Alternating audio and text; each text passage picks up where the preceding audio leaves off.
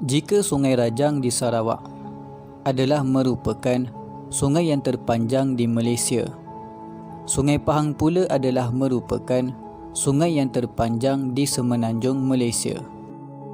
Pada zaman dahulu, Sungai Pahang adalah antara sungai yang menjadi tumpuan para pedagang yang datang dari seceruk rantau untuk menjalankan aktiviti perniagaan mereka di pesisir Sungai Pahang. Kerana pada ketika itu, Sungai Pahang merupakan jalan dan laluan utama bagi para pelayar yang menghubungkan mereka ke pelbagai daerah dan kota-kota di negeri Pahang.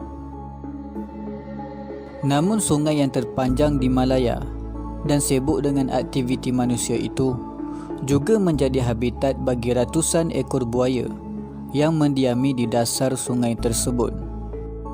Walaupun begitu, dikatakan bahawa buaya-buaya di Sungai Pahang tidak pernah membaham dan mengganggu penduduk-penduduk yang berada di Sungai Pahang.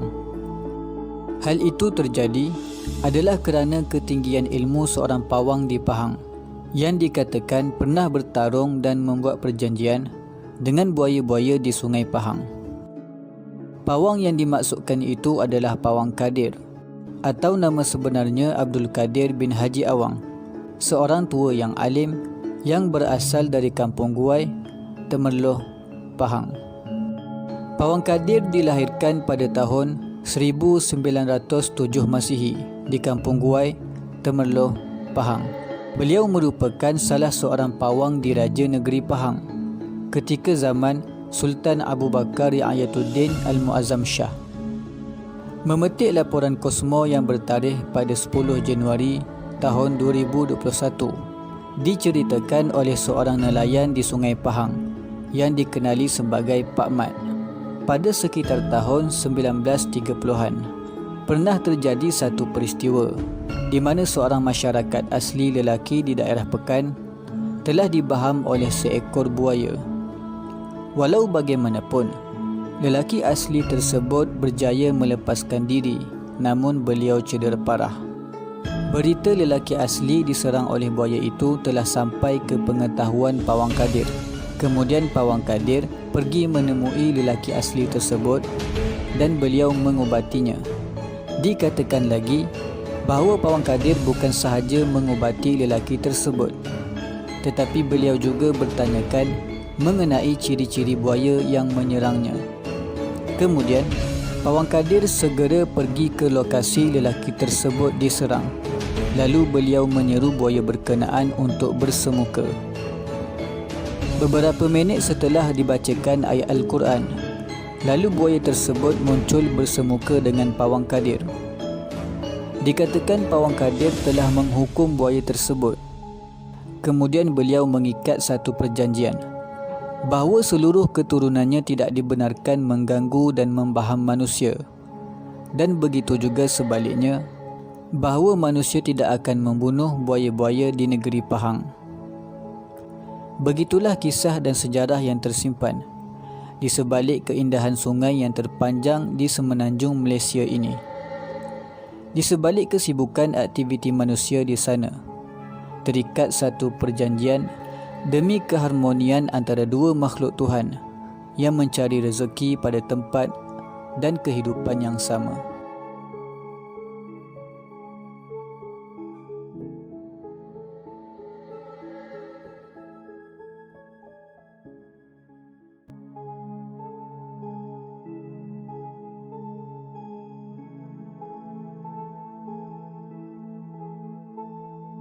Pawang Nong atau nama sebenarnya adalah Haji Nong Taib bin Santan, merupakan salah seorang pawang dan pahlawan yang banyak berjasa di negeri Pahang. Pawang Nong dilahirkan di Kampung Sempiat, Tanjung Besar, Bente di daerah Kuala Lipis pada tahun 1804 Masihi. Ada juga pendapat yang mengatakan beliau dilahirkan pada tahun 1802 Masihi. Pawang Nong dilantik sebagai pawang diraja negeri Pahang ketika zaman Sultan Ahmad dan Sultan Abu Bakar Riayatuddin Al-Muazzam Shah. Beliau merupakan salah seorang sahabat dan murid kepada legenda pahlawan tanah air yang terkenal, iaitu pahlawan Mat Kilau. Pada tahun 1907 Masihi, Pawang Nong dan beberapa orang sahabatnya telah membuka kampung Ulu Ceka di Jerantut, Pahang, dan beliau dilantik menjadi ketua kampung yang pertama sehinggalah pada tahun 1966 Masihi. Gelaran pawang yang diberikan kepadanya adalah kerana kemahiran beliau di dalam menyembuhkan pelbagai jenis penyakit melalui ilmu perubatan tradisional Melayu. Kehebatan keilmuan Pawang Nong dapat dibuktikan apabila beliau telah berjaya menghentikan gangguan orang minyak yang telah mengganggu penduduk di daerah Lipis dan Jerantut, Pahang. Menurut cerita lisan, setelah beberapa orang bomoh tidak berjaya menghentikan gangguan tersebut, akhirnya para penduduk kampung memutuskan untuk meminta bantuan daripada Pawang Nong. Menurut kenyataan daripada anak kepada Pawang Nong, walaupun ketika itu Pawang Nong telah mengetahui mengenai gangguan tersebut, tetapi beliau tetap berpegang kepada pantang larang ilmunya, iaitu tidak perlu mencampuri urusan orang lain kecuali apabila dijemput. Diceritakan, setelah 2 kali pertembungan yang berlaku di antara Pawang Nong dan juga orang minyak, dengan izin Allah Subhanahu Wa Taala, keilmuan Pawang Nong dapat mengatasi ilmu hitam yang diamalkan oleh orang minyak tersebut, sehingga menyebabkan pengamal ilmu hitam itu meninggal dunia. Dikatakan Pawang Nong mengenali pengamal ilmu hitam itu yang juga merupakan penduduk tempatan. Akan tetapi beliau merahsiakan identitinya demi menjaga air muka dan maruah kaum kerabatnya.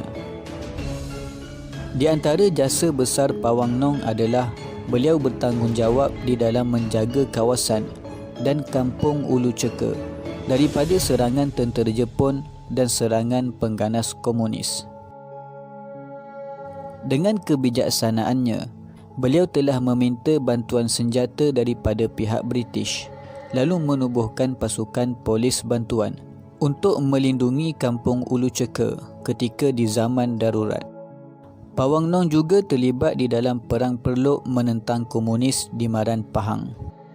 Pada tahun 1945 Masihi, Pawang Nong telah menyelamatkan seorang pembesar negeri yang telah ditahan oleh pihak komunis di Tongkiat, daerah Maran, Pahang.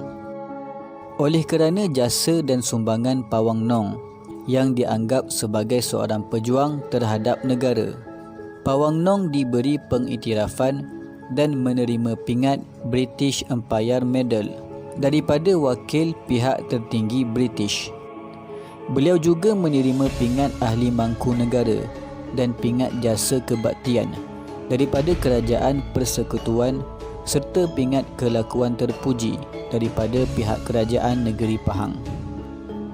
Sudah menjadi ketetapan dan takdir daripada Allah Subhanahu Wa Taala bahawa setiap yang bernyawa pasti akan merasai kematian. Pawang Nong ditakdirkan meninggal dunia pada 10 November tahun 1977 Masihi. Jenazah tokoh dan pahlawan bangsa Melayu ini dimakamkan di perkarangan Masjid Ulu Ceka, Jerantut, Pahang.